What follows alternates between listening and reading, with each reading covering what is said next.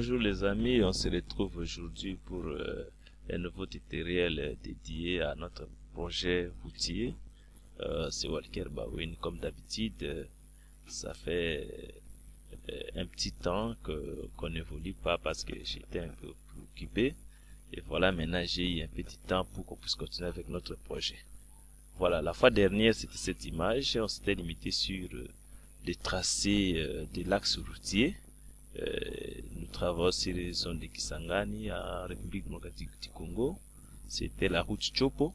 C'était ici qu'on s'était limité. Donc on avait importé les données du terrain, on a modélisé la surface, on a les modèles numériques du terrain, on a tracé l'axe. Il s'agissait maintenant de faire le profil à long de cet axe, d'abord du terrain naturel et puis le profil du projet. Donc aujourd'hui nous allons développer le point intitulé profil à long, et sur ce point nous aurons trois sous-points. Nous allons tracer le profil à long du terrain naturel qui sera représenté à la ligne verte. Ensuite nous allons tracer le profil à long du projet qui sera dans la ligne rouge, et nous allons mettre à jour les données. Alors pour ceux qui n'ont pas cette image ou encore qui nous retrouvent seulement cette vidéo, rendez-vous dans notre chaîne YouTube Walker Bawin. Tapez Walker Bawin sur YouTube ou sur Google, vous tapez Walker Bawin, vous allez voir les liens, vous cliquez, vous entrez et vous vous abonnez, et vous pouvez lire ou télécharger des vidéos précédentes pour vous mettre à jour et venir continuer avec nous. Ceci étant, alors nous allons commencer notre travail de tracer des profils à long. Alors je me rends sur débit, et pour rappel, une ligne de profil à long du terrain naturel est extraite à partir d'une surface et affiche les variations d'altitude le long de l'axe horizontal, c'est-à-dire ça va afficher les altitudes comme vous le connaissez. Un profil projet est un objet conçu qui illustre les pentes et les altitudes à construire, c'est-à-dire le premier c'est le terrain naturel, mais le deuxième c'est des histoires que nous allons construire. Voilà. Et une ligne de profil à long est affichée dans une grille annotée appelée dessin de profil à long. Ça c'était des petits rappels. Alors sans plus tarder, nous allons commencer par notre profil à long d'abord du terrain naturel. Nous allons sur la commande débit, comme je vous dis d'habitude, débit, et nous allons sur ligne de profil à long. Je clique, je prends les premières options. Créer une ligne de profil en long de surface. Je clique. Voilà. Je suis ici, dans cette boîte de dialogue. Je vérifie que l'axe sur lequel je crée mon projet, c'est axe Chopo. La surface, c'est la surface Chopo. Mais cette surface n'apparaît pas encore ici. Qu'est-ce que j'ai fait? Je clique sur ajouter. Et je vois cette surface est sélectionnée. Donc, je vais créer le profil alors pour cette surface Chopo. Alors, je ne clique pas sur OK, mais je clique sur dessiner les profils, dessiner dans les dessins de profil à long. Je clique. Voilà, une nouvelle boîte de dialogue apparaît. Je continue à vérifier les paramètres. Il y a ici sélection axe Chopo, oui. Le nom du profil à long. Voilà. Le nom du profil à long. Je clique ici. Pour modifier le nom, je clique ici. Voilà. Et ici, là où c'est sélectionné nom, je mets ligne terrain naturel. Ligne terrain naturel. Je clique sur insérer. Voilà. Et ça va reconnaître. J'ai fait OK. Voilà. Et ensuite, je clique sur suivant. Je regarde intervalle d'abscisse curviligne. Donc ça va commencer au point kilométrique 0 et ça ira jusqu'à 992 mètres. Donc je suis presque à 1 km. Oui, ça va. Suivant. Je suis ici sur hauteur de profil à long.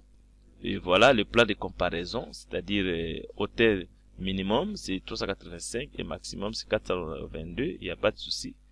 Suivant.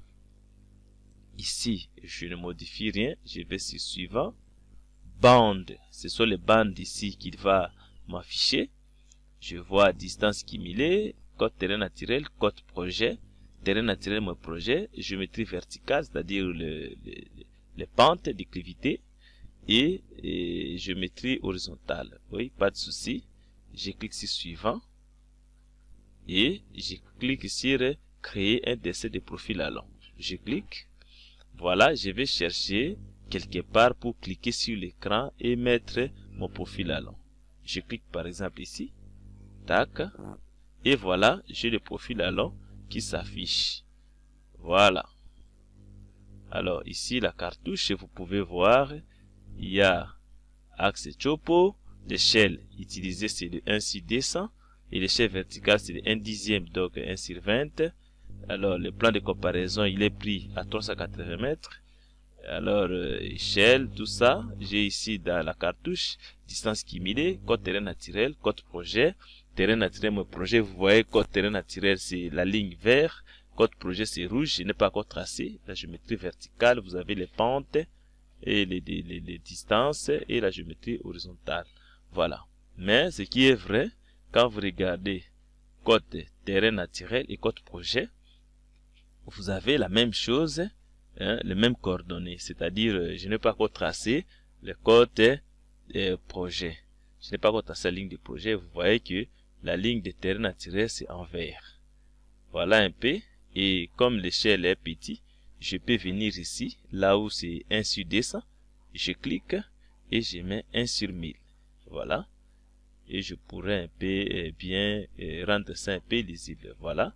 C'est un peu ça. C'est maintenant un peu lisible. Si vous avez une très longue route, vous pouvez aller jusqu'à 1 sur 2000, 1 sur 5000. Ça dépend de la configuration que vous avez. Voilà. Maintenant, j'ai tracé le profil allant du terrain naturel. Vous voyez ça, le profil allant du terrain naturel. Maintenant, je passe au point 2, le profil projet. Il faut tracer le profil projet. Alors, le profil projet, pour le tracer, je viens sur début toujours, créer une conception. J'entre sur ligne de profil allant et je prends le deuxième onglet, outils de création de lignes de profil allant. Je clique et ça me demande de sélectionner. Je clique sur les dessins de profil allant et non sur la ligne. Je clique sur le dessin, je clique et voilà, ça me donne la possibilité de donner le nom de ce profil. Comme d'habitude, je viens ici, je clique. Et là où c'est écrit nom, je mets l'autre, j'avais mis ligne TN. Ici, je mets ligne projet. Et n'oubliez pas de cliquer sur insérer et puis OK. Voilà. Maintenant ici, je peux continuer. Je mets OK. Et voilà, ça me donne les outils pour tracer le profil allant du projet. Je prends toujours l'outil, je viens ici, je peux prendre de tangente et après je vais lisser les courbes.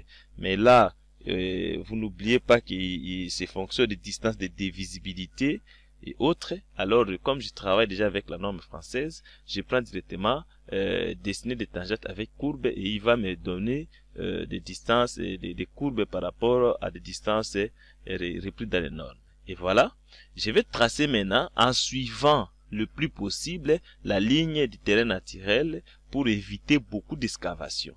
Alors, je clique. Voilà. Et je peux venir là. Je clique. Voilà. Là, je clique. Et je peux m'approcher là. Je fouille un peu ces pics là, les sommets là. Je clique ici, c'est-à-dire on va couper cette partie. Et je vais là. Ici on va remplir. Remblayer, je clique, voilà, et je m'approche de là, je clique, je vais raser un peu le sommet ici, je clique, je viens juste là, je clique, et ici on pourra remplir, je clique, je vais là, voilà. J'évite un peu de pics pour le confort des usagers. Je clique là, je viens jusque là, je clique et je pourrais aller vers le fond. Je clique et j'appuie sur Enter, ou je clique à droite carrément, et voilà, j'ai le profil projet. Le profil projet se présente en rouge, comme vous voyez, en rouge, mais là où c'est bleu, c'est-à-dire il y a le cercle de raccordement ici, qui est ici. Ici, ce sont des cercles, mais on peut utiliser aussi la parabole pour faire des raccordements ici par rapport au confort des usagers. Et voilà, j'ai tracé le profil projet et vous voyez comment ça se présente.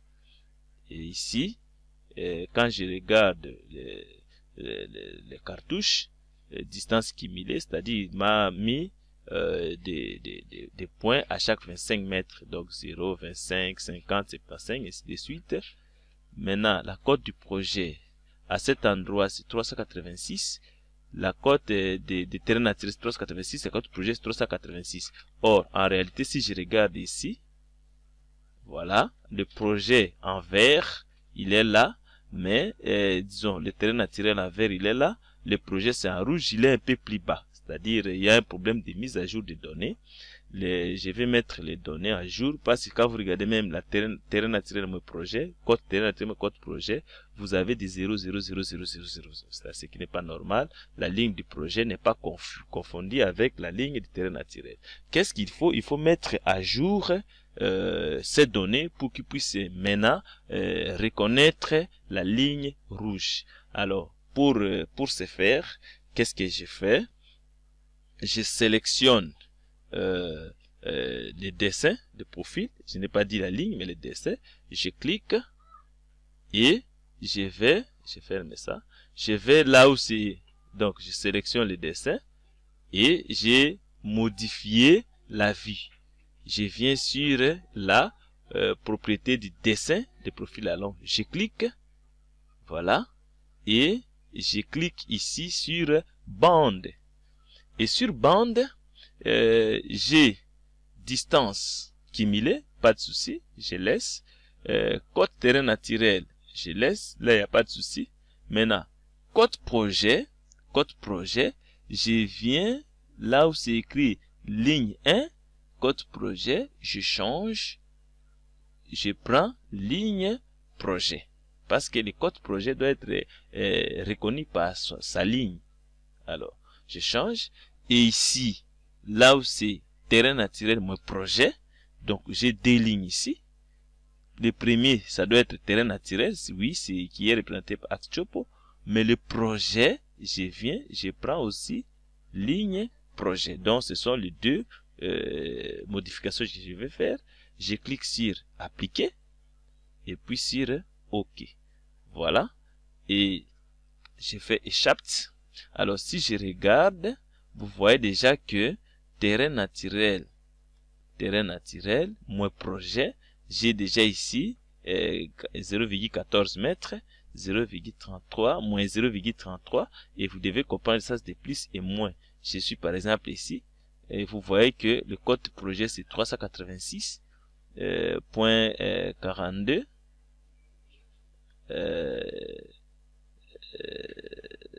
Voilà, je suis ici. Terrain naturel mon projet. Ça n'a pas changé toujours parce qu'ici j'ai toujours 386. Je sélectionne encore, je n'ai pas fini là-bas.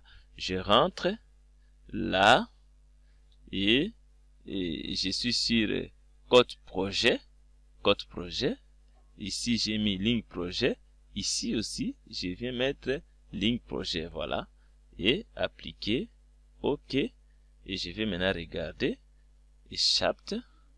Je regarde. Voilà, maintenant c'est bon. Donc ici, sur ce point ici,